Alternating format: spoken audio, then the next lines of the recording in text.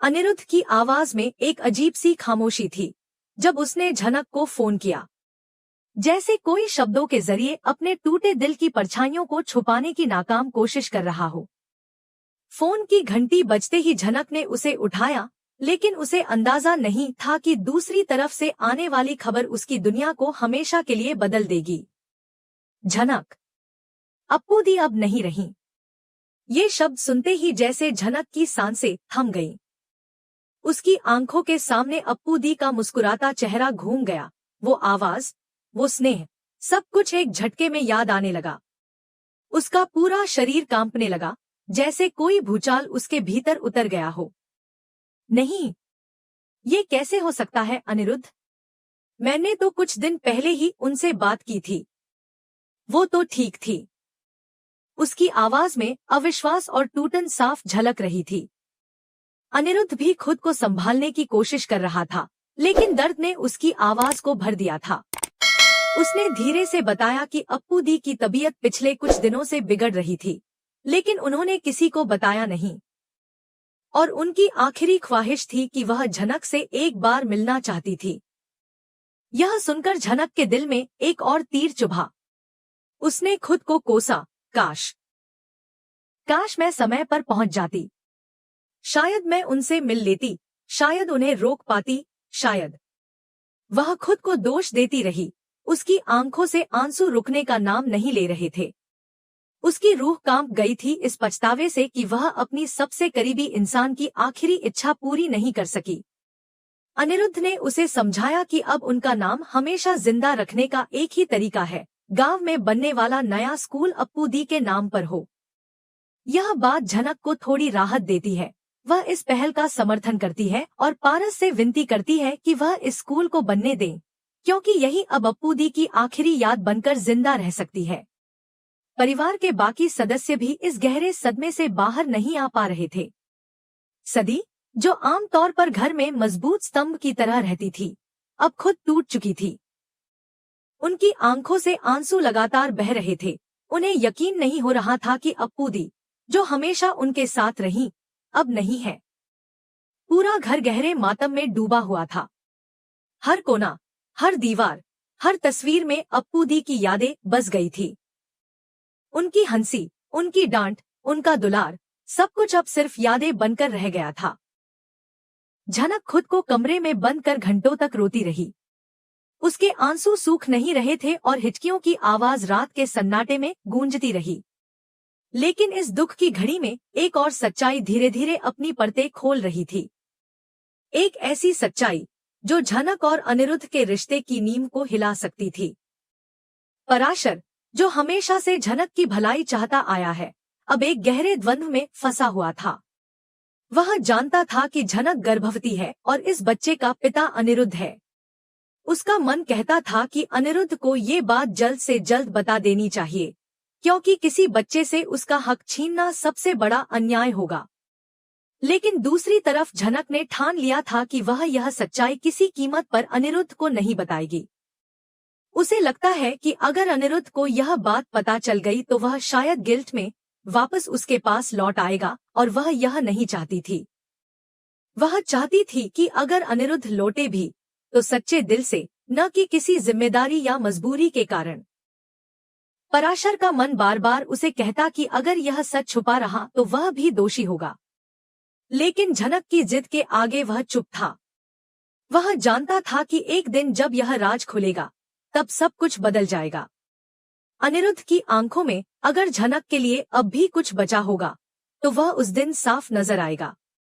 लेकिन अभी के लिए यह सच्चाई एक ऐसा बंद दरवाजा थी, जिसके पीछे बहुत सारी भावनाएं कैद थी। झनक अपने भीतर की उलझनों से लड़ रही थी। एक तरफ अप्पू दी के जाने का गम और दूसरी तरफ अपने आने वाले बच्चे को लेकर डर, असमंजस और दर्द। वह सोचती थी कि अगर वह यह सब अकेले सह ले तो शायद किसी और को तकलीफ न हो। इस पूरी उथल-पुथल के बीच अनिरुद्ध भी पूरी तरह से टूट चुका था। उसे अप्पू दी की कमी तो खल ही रही थी, लेकिन झनक से दूरी और अपूर्ण बातें उसे अंदर ही अंदर खोखला कर रही थी। उसे लगने लगा था कि उसके और झनक के बीच जो कुछ भी अधूरा रह गया था, वो शायद अब कभी पूरा नहीं हो पाएगा।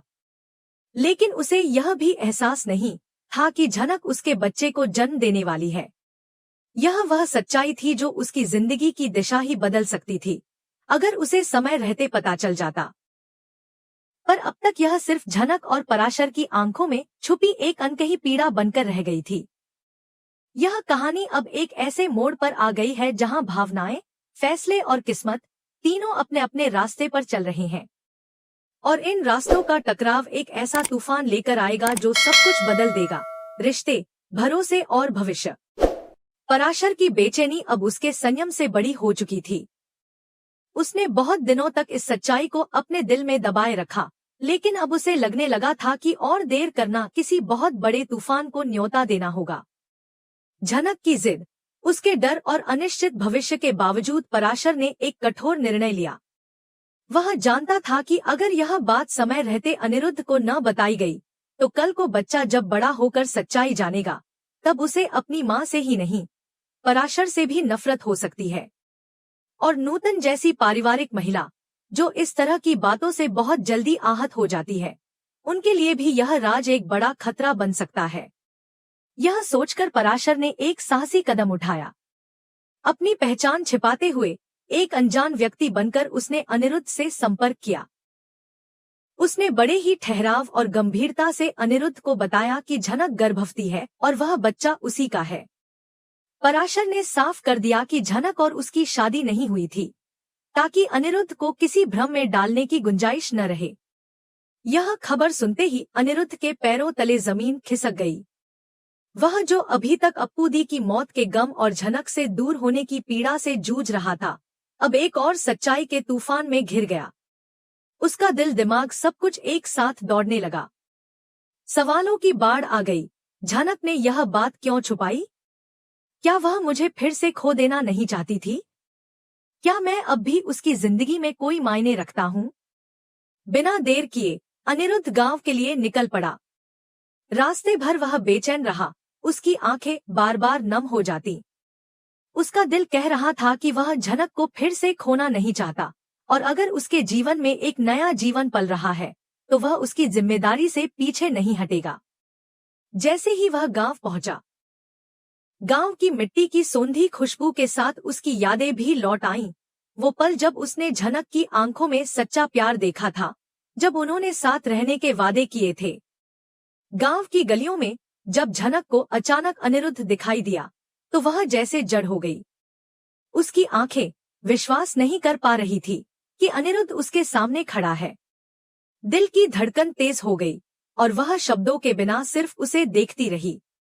अनिरुद्ध की आंखों में न तो कोई गुस्सा था, न कोई इल्जाम, बस एक अजीब सी चमक थी, एक भरोसा, एक अपनापन, और कहीं न कहीं एक पछतावा भी। वह पास आकर कहता है, झनक, मैं जानता हूँ कि मैंने तुम्हें बहुत तकलीफ दी, लेकिन इस बार मैं तुम्हें और हमारे बच्चे को कभी नहीं छोड़ूंगा। अनिरुद्ध की यह बात सुनकर झनक की आंखों से आंसू बहने लगते हैं। वह खुद को रोक नहीं पाती। उसकी चुप्पी अब शब्दों में बदल रही थी। उसकी भावनाएं उसकी आंखों से झलक रही थी। इतने दिनों से जो दर्द उसने अपने दिल में छुपाया था, वह अब बाहर आने लगा। यह पल जैसे वर्षों की दूरी को खत्म करने आया था। दोनों एक दूसरे के करीब आ जाते हैं। दर्शकों के लिए यह क्षण बेहद भावनात्मक था। जिस मिलन की उम्मीद उन्होंने लंबे समय से की थी, वह आखिरकार हो रहा था। अनिरुद्ध झनक से कहता है कि अब वह उसे और बच्चे को अपने साथ कोलकाता वापस ले जाएगा। वह चाहता है कि उनका बच्चा एक सुरक्षित और स्नेहभरे माहौल में बड़ा हो। झनक भी इस फैसले में सहमति देती है, लेकिन उसके मन में कई सवाल और डर अब भी बाकी हैं। उसे यह तो राहत है कि अनिरुद्ध ने उसे अपनाया है, लेकिन अर्शी के बारे में सोचकर उसके मन में हलचल है। अर्शी, जो अभी तक अनिरुद्ध के जीवन में एक स्थायी उपस्थिति बनी हुई थी, क्या इस सच्चाई को स्वीकार करेगी?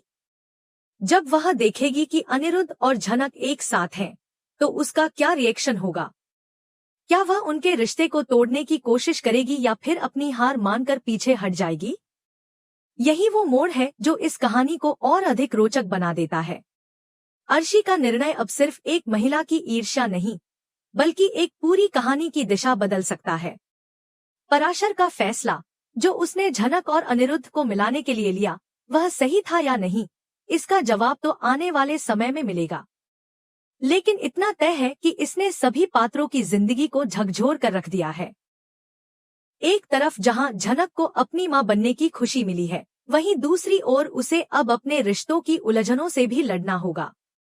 अनिरुद्ध, जो अब अपने फैसले पर अड़िग नजर आता है, क्या वह अर्शी के विरोध का सामना कर पाएगा? दर्शकों के मन में भी यही सवाल उठ रहे हैं कि क्या अनिरुद्ध अपने बच्चे की खातिर झनक को हमेशा के लिए अपनाएगा या फिर कोई नई चुनौती उन्हें फिर से अलग कर देगी। इस प्रेम कहानी ने अब एक नया मोड़ ले लिया है, जहां भावनाएं, जिम्मेदारियां और अतीत की परछाइयां आपस में टकरा रही हैं और हर टकराव के साथ एक नई कहानी जन्म ले रही है। अब देखना यह है कि क्या यह टकराव उन्हें और मजबूत बनाएगा या फिर रिश्तों की नींव हिला देगा।